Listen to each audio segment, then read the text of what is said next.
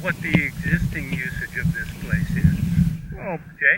Fairview's it's a fairly broad use park. Right now, it's a lot of trails, it's a lot of walking into areas, it's a lot of exploring of natural habitats and what have you. We do have an area over to this side that is, in fact, got the model airplanes that fly out of here onto their own strip and everything, and they've been doing that for a number of years. They are gliders and radio controlled planes. And then we have, a grassy area over towards Placentia that is for picnicking and what have you. We've got some expansions where we've actually opened up and restored some duck flight path areas down in the lower area, so people can go and do bird watching. There's a lot of things you can do here, but what really is about this park is the kids get out here and all of a sudden things change for them. My grandkids are 5 years old, and we were out here a couple of weeks ago, and when we were out here we left from the picnic area on a concrete path, and as they walked on the concrete path, they were just kind of like, okay, we're just walking with Grandma and Grandpa. And the second their feet touched the dirt, they started running and touching and looking and getting under stuff, running up and down little valleys and little rills and little areas to look at different things, finding animals that are out there.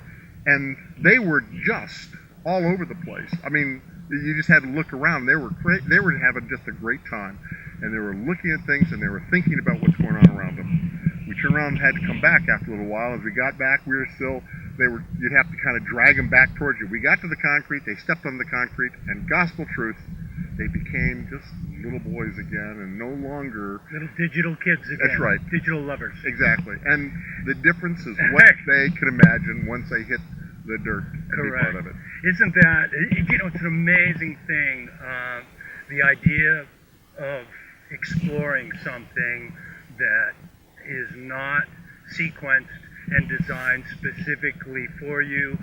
You find it, it's organic, it's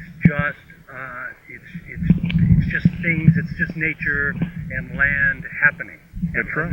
Nature, land, wind, light, just happening. There's so much value in that for kids. You grew up in that. Right. I grew up in that. Mm-hmm. And it's almost non-existent now. It is almost gone. Well, that's one of the problems is this park is an absolute jewel. What people don't know is that the moment you pave this over, the moment you develop it, what you've done is effectively taken this out of existence. It has now become, sure, it's a park, it's ground, it's dirt, and everything else here. But it's a structure. But it's a structure thing. It is no longer letting their imagination work to what goes on. Let them think and let them observe.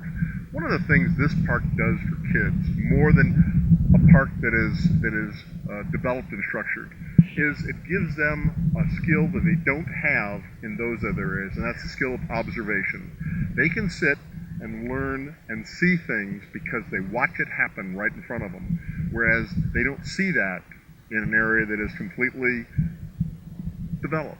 When you put grass down on top of a place and grass is not part of what's supposed to be there, eventually what you wind up by having is you have a grassy park, and that's wonderful, but it doesn't enhance the experience. This place enhances the experience substantially.